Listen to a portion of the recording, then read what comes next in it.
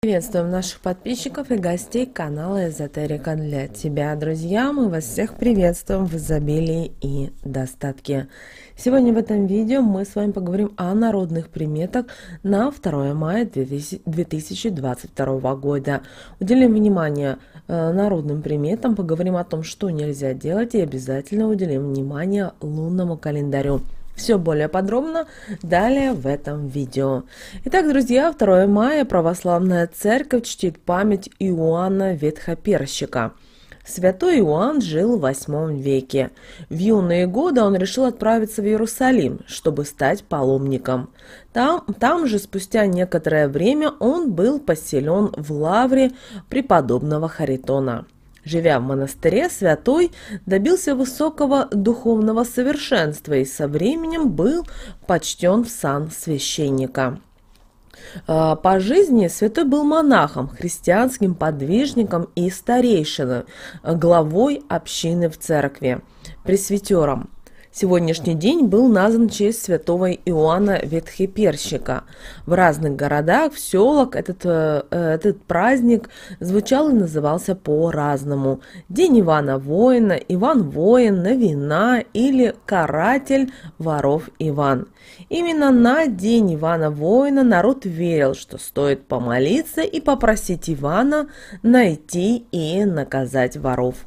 Уберечь свой дом, семью и отвести от них беду.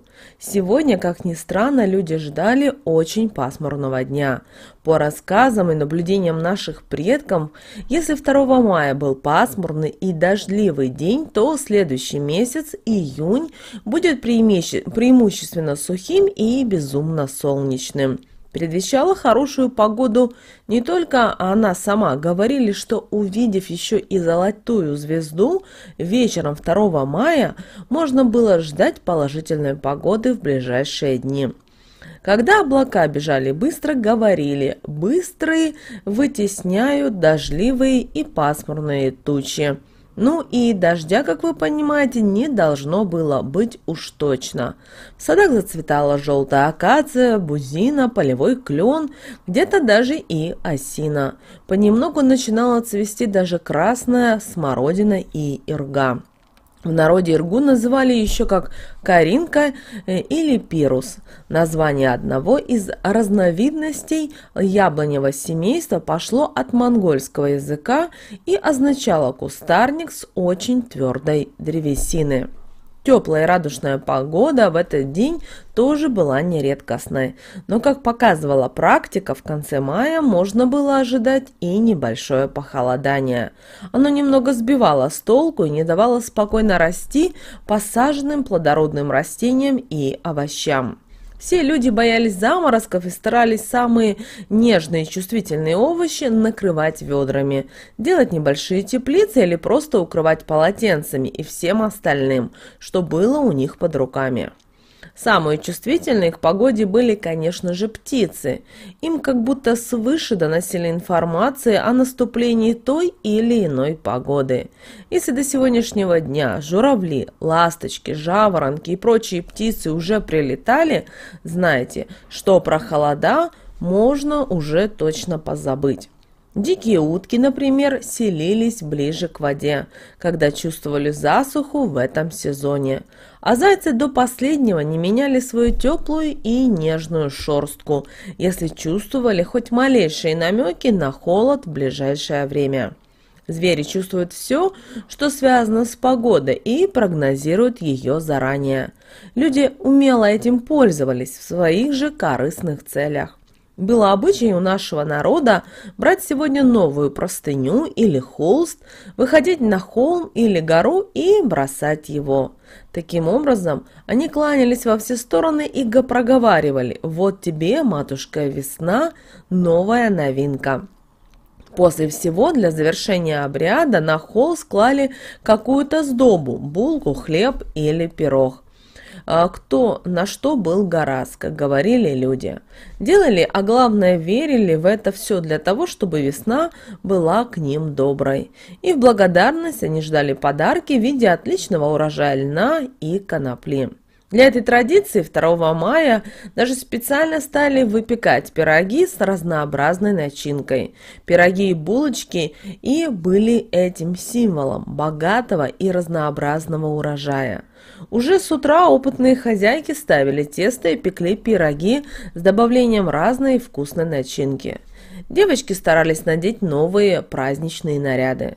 По традиции их заблаговременно вывешивали на улице, подвешивали даже на деревьях и кустах, чтобы сила весны переходила на одежду и максимально помогала им в нынешнем году. Своим долгом народ считал сходить сегодня в церковь и помолиться святому Иоанну.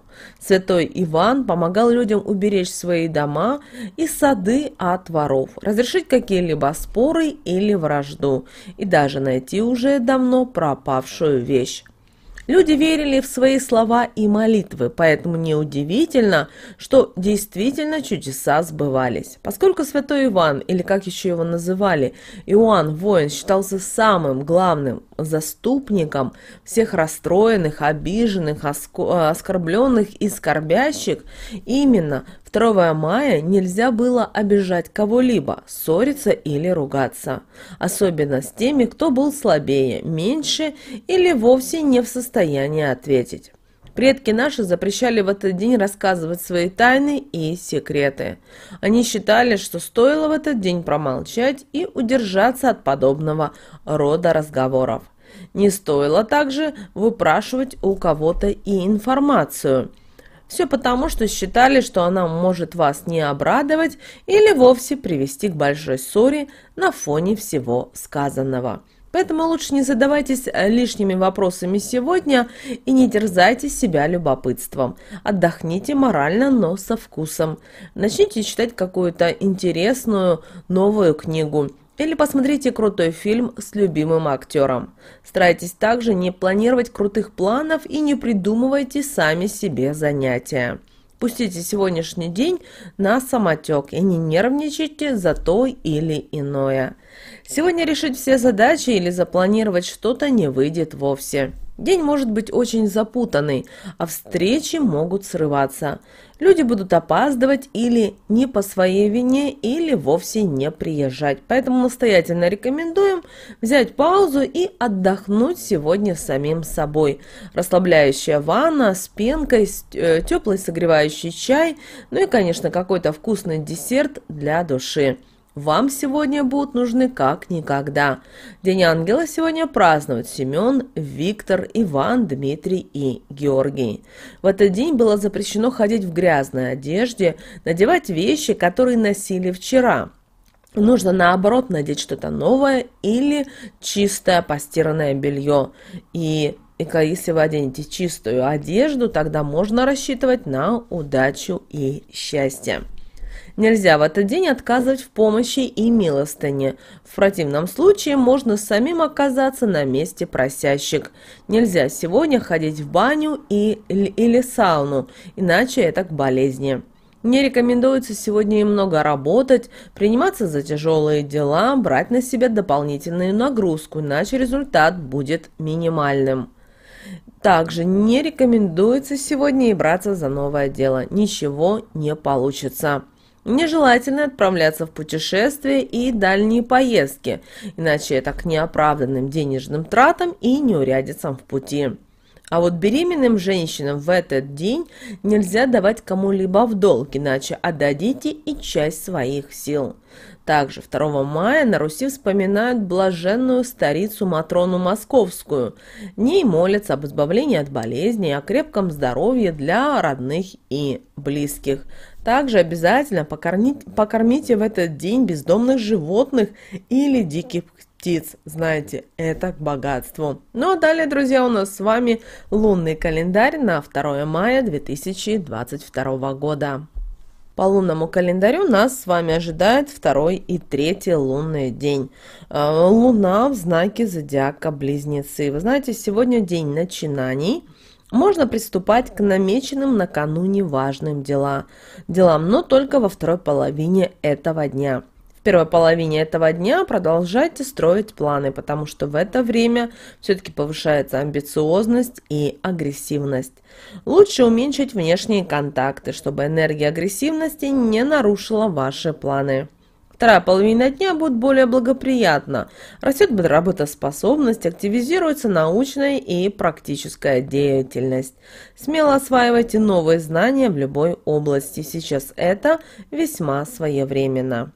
Этот день полон созидательной энергии. Все, что вы запланировали вчера, можно обязательно начинать реализовывать. Луна позволит в этот день понять собственное отношение ко многим вещам, которые окружают вас, начиная от своего меню и заканчивая любимым человеком.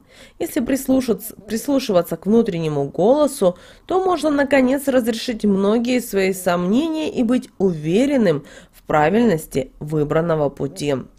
Что же касается, друзья, стрижки волос, то стрижка увеличивает сейчас энергию здоровья. Состояние всех органов чувств улучшается, пищеварительная и выделительная системы начинают работать активнее, мозговое кровообращение нормализуется. Этот день активных действий, все новое пойдет вам только на пользу.